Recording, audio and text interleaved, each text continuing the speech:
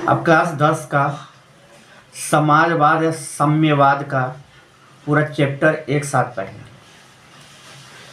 समाजवाद में उत्पादन के सभी साधनों पे कारखानों पर सरकार का एक अधिकार होता है। उत्पादन निजी लाभ के लिए न होकर पूरे समाज के लिए होता है। पूंजीवाद की भावना के विकास के कारण पूंजीपतियों एवं मिल मालिक मजदूर विरोधी नीतियों के कारण श्रमिक का जीवन नरकीय बन गया। यानी पूंजीपतियों मिल मालिक मजदूरों के विरोधी नीति के कारण श्रमिक का जीवन दयनीय स्थिति हो गए। क्रूर शोषण के बीच उनकी आर्थिक और सामाजिक स्तर गिरती चली गई। पूंजीवादी व्यवस्था मजबूत होता जा रही थी। फलस्वरूप मजदूरों की स्थिति दयनीय होती चली गई। उन्हें संगठन बनाने का भी अधिकार नहीं था। जैसे संगठन बनाना कि भाई हमें ये दिक्कत हो रहा है, चलो हम इस बात पर हम बात करते हैं कि मुझे ज़्यादा परेशानी हो रहा है, लेकिन संगठन बनाते तो उस पर सरकार कार्रवाई कर देते। अभी हम पढ़ा रहे हैं समाजवाद एवं साम्यवाद में।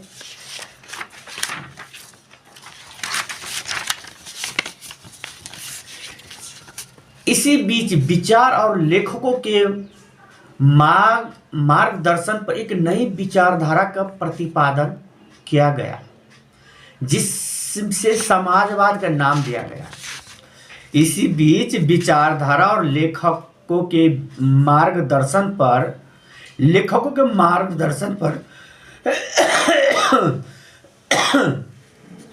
नई विचारधारा का प्रतिपादन किया गया, जिसे समाजवाद के नाम दिया गया। इसके दो चरण थे। मार्क्स से समाजवाद पूर्व और समाजवाद से मार्क्स के बाद। मार्क्स से समाजवाद पूर्व और समाजवाद से मार्क्स के बाद। मार्क्स के पूर्व यूटोपियन समाजवाद को वैज्ञानिक समाजवाद कहते हैं। मार्क्स के पूर्व के यूटोपियन समाजवाद को वैज्ञानिक समाजवाद कहते हैं। यूटोपियन समाजवादियों का दृष्टिकोण वर्ग संघर्ष के बदले वर्ग सम्मेलन की हिमायती थे। यूटोपियन समाजवादियों के दृष्टिकोण से वर्ग संघर्ष के बदले वर्ग संयम के हिमायती थे। इसमें सेठ साइमन चार्ल्स फॉरिस उनके कार्यक्रम के प्रकृति अव्यावहारिक थे। ल्यूबिलो और राइट ओवन प्रमुख थे। कार्ल मार्क्स का जन्म 5 मई 1828 ईस्वी को जर्मनी में राइल प्रांत के टियर नगर में एक यहूदी परिवार में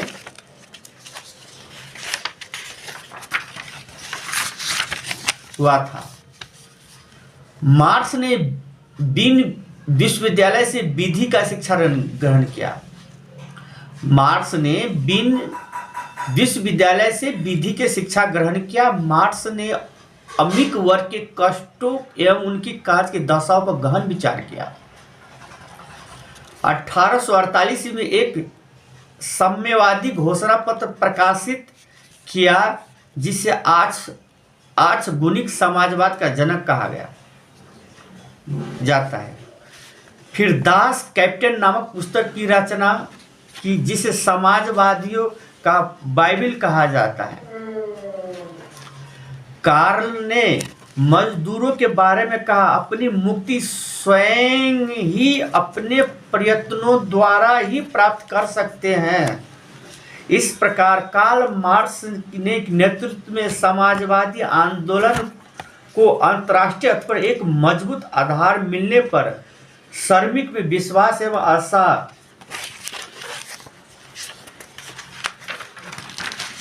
एक मजबूत आधार मिलने, श्रमिक में विश्वास एक आशा का संचार हुआ।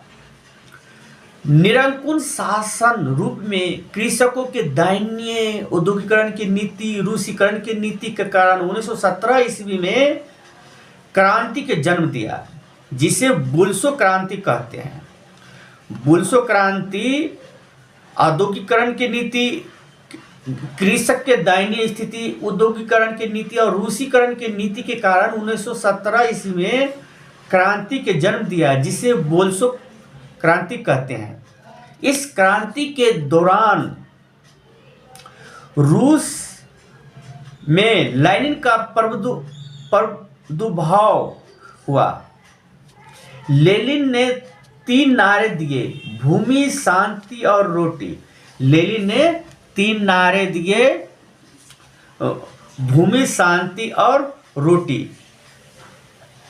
लेनिन ने जनता और सेना के मदद से तत्कालीन करेंसी के सरकार की पलट दी। लेनिन ने जनता और सेना की मदद से तत्कालीन करेंसी के सरकार की पलट दिया। इस प्रकार रूस की महान नवंबर क्रांति हुई। इसे अक्टूबर क्रांति भी कहते हैं। इसमें रूस में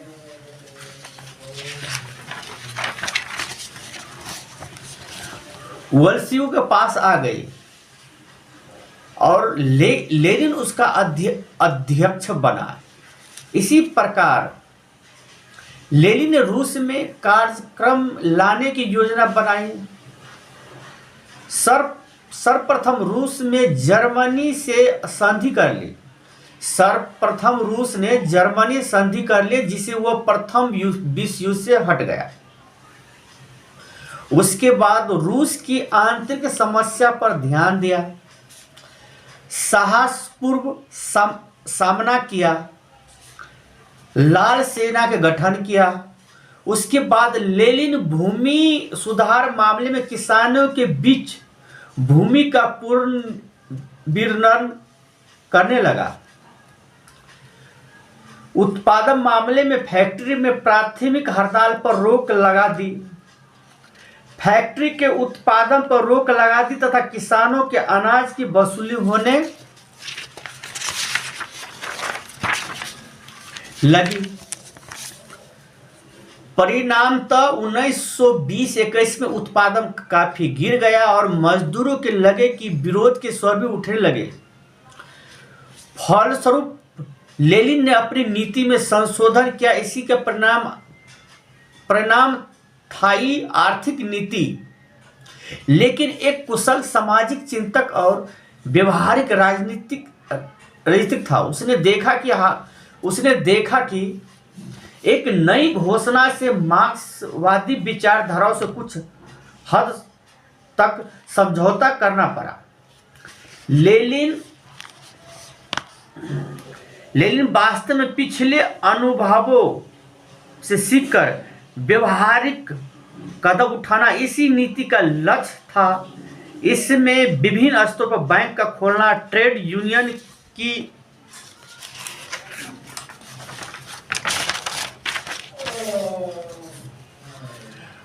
अनिवार्य सदस्यता समाप्त करना, सीमित तौर पर विदेशी पूंजीपतियों करना, किसान को व्यवहारिक रूप से जमीन देना, 20 से कम कर्मचारियों वाले उद्योग को व्यक्तिगत रूप से चलाने का अनुमति प्रमुख थे।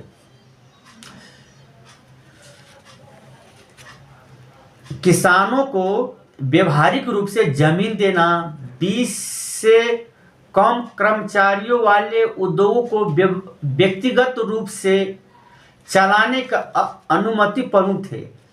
इन प्रयास से औद्योगिक उत्पादन आशित वृद्धि हुई। परंतु 1924 ईस्वी में लेनिन के लिए गंभीर संघर्ष चले। इस संघर्ष में स्टालिन की विजय हुई। उसने तानाशाही रुख अख्तियार किया, सभी नेताओं को खत्म कर दिया। 1924 ईस्वी लेनिन के लिए गंभीर संघर्ष चले। इस संघर्ष में स्टालिन की विजय हुई। उसने तानाशाही रुख अख्तियार किया, सभी नेता को खत्म कर दिया, राजनीतिक लोकतंत्र तथा भाषण प्रेस की स्वतंत्रता नष्ट कर दी। राजनीतिक लोकतंत्र तथा भाषण और प्रेस की स्वतंत्रता नष्ट कर दी। 1953 में खड़ी हुई विभिन्न समूह नेताओं में सत्ता मृत्यु के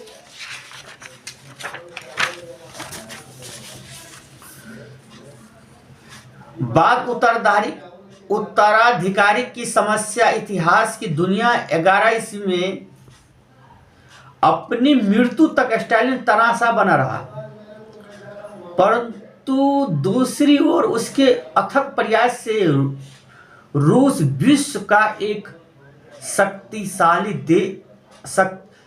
देश के रूप में उभरा। परंतु दूसरी उसके अथक प्रयास से रूस विश्व का एक शक्तिशाली देश के रूप में उभरा। रूस की क्रांति के प्रभाव से विश्व विचारधाराओं को दो गुट में विभाजित हो गया, साम्यवादी विश्व एवं पूंजीवादी विश्व। पूंजीवादी विश्व और साम्यवादी रूस के बीच एक लंबे शीत युद्ध शुरुआत हुई। इस क्रांति से एक शक्तिशाली आर्थिक रूप से विकसित राष्ट्र के रूप में उभरा। साथ ही दिशा और अफ्रीका के देशों में उपनिवेश मुक्ति का प्रोत्साहन मिला। अपनी मृत्यु स्टालिन तानाशाह बना, परंतु दूसरे उस अथक प्रयास से रूस विश्व का एक शक्तिशाली देश के रूप में उभरा। रूस की क्रांति के प्रभाव से विश्व विचारधारा का और दो गुट में विभाजित हो गया, समाजवादी विश्व एवं पूंजीवादी विश्व। पूंजीवादी विश्व और सोवियत रूस के बीच एक लंबे शीत युद्ध शुरुआत हुई। इस क्रांति से रूस एक शक्तिशाली एवं आर्थिक रूप से विकसित राष्ट्र के रूप में उभरा। साथ ही एक एशिया और अफ्रीका के देशों में उपनिवेश मुक्ति का प्रोत्साहन मिला।